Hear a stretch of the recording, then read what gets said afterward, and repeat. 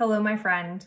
Are you ready for my finale of my Project Pan for 2021, which, as I'm sure you know, but in case you don't, is my Lorac Pirates of the Caribbean Dead Men Tell No Tales.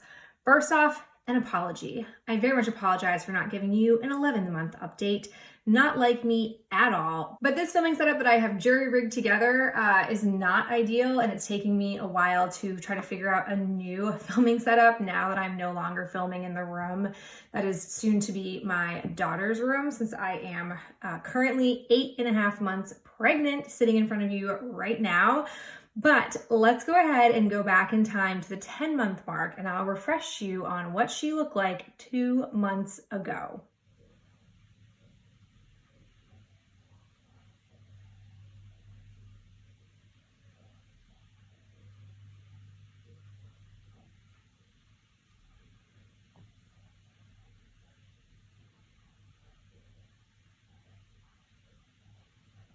Okay, for the final time, let me go ahead and show you what this palette looks like after 12 months, 365 days of usage.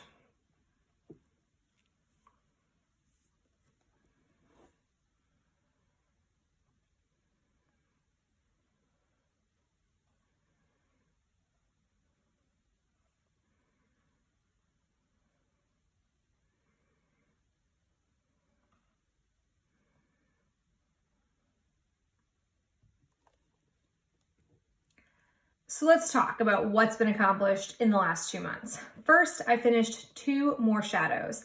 I finished off Silent Mary, which I was very happy with, and I also finished off Lost at Sea.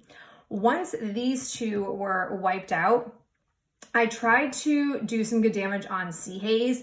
I basically had come to the resolution that I was not going to finish Sea Haze, and it didn't really bother me because this color sadly does not pull as vibrant on my lid as it does here in the pan. And it was definitely a process to use this because I would lay this down and then I would put a ColourPop Super Shock shadow on top of it, which I didn't acquire until, I don't know, a few months ago. The one that I'm referring to is from their Disney Princess collection. It is down in New Orleans, which I'm pretty sure is from The Princess and the Frog. You can actually see that I have some pan showing on here. I've used this product a lot. Essentially every time I've used it with Sea Haze, it basically gives me the lightness and the silveriness that Sea Haze on its own doesn't produce. It's a really pretty color, but definitely a multi-step involved eye look. So I made some really good progress on this, but I'm not at all sad that it is still kicking around, and I have no intentions of popping this out and keeping it. I also am just totally cool with Menace being the way it is. I a couple of times used Menace in my crease, but it's a really dark color and it's also very hardly pressed. So I would have had to be so consistent using it throughout this year, and it really wasn't my jam. I actually preferred Sea Haze as a single shadow look. Like, I like the look of Sea Haze in my crease, and the differentiation with the ColourPop shade on my lid was a nice look. So that's probably why I have a lot more progress on here compared to where you saw it 2 months ago. Treasure, I used a couple of times. Wasn't really my favorite, so I kind of just let it go once I saw that I was down to these 2 shades. And then Tell No Tales, I was using pretty consistently as my crease color, which meant that I was pulling in quite often other shadows. So I'll go ahead and show you my Sydney Grace singles palette that I was coupling up alongside Tell No Tales. I really enjoyed making a lot more progress on these 2 shades. This pinky shade is also a Lorac shade that I pulled from one of their random seasonal releases. This is a random elf shade. You can see I've got a lot of progress here. And then I'm actually surprised I didn't get more progress or even get some pan showing in this ColourPop single, because these are my 3 basically go-to looks to do with Tell No Tales. I also, in the last 3 weeks, found a ColourPop Super Shock that I loved pairing with Tell No Tales. This is in Kush, which came out with their That's Taupe.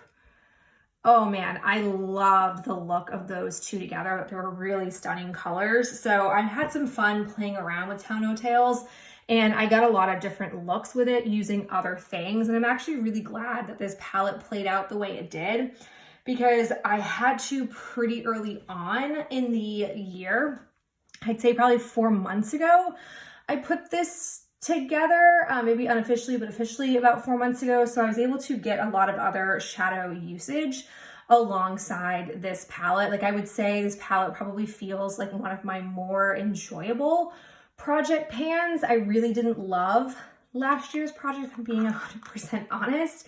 And this one was such a refreshing change of pace. So this is where the palette ends. Before I talk about the year progress, just want to also make note that I did get pretty substantial pan on my ColourPop single that I was using as my cream shade. I was really surprised. I thought I wasn't going to have any pan because it's a pretty hard pressed shadow and you don't need a ton of it to lay down. Like it's relatively pigmented, which is nice. It's a really nice matte shadow. But once I got pan on it, I started to create a really big dent and widening it. So that was really nice to see. Over the course of this year, I did a lot of work on the type of color you see here. All right, so since this is the final time we're talking about this palette, I want to be clear, I'm not keeping anything from here. I've done that from time to time. I've like pulled a shadow here or there, but the reality is I'm somebody who just prefers palettes, standalone palettes. I don't mind bringing something like this in as a necessity, but I am somebody who's just a creature of habit and I really enjoy taking out a palette and working with it. And when I have pulled out single shadows to like keep working on, I don't really keep working on them. And nothing in here, you know, tell no tales. I feel like I have other shades like this. I don't need to keep this. And the other two that I have left with pan on it, I don't really love the colors. So I'm leaving it as is, which means that over the course of this year, I came into this palette knowing that there were 4 I wasn't going to use that I just decluttered right away, which was Starry Night, Arg, Shiver Me, and Cursed. So that left me with a total of 14 different shades to pan completely.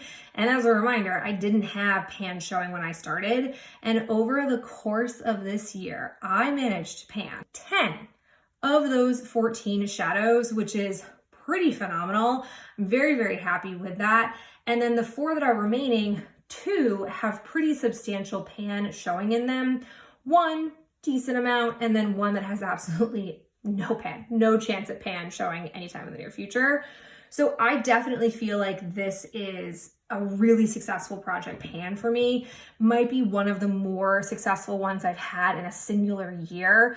Remember, I did pan an entire Mega Pro palette from Lorac, but that took me 2 years to do. And I went into this project thinking that I wouldn't get this much used up. So I'm really, really pleased with it. I've really enjoyed working with this palette.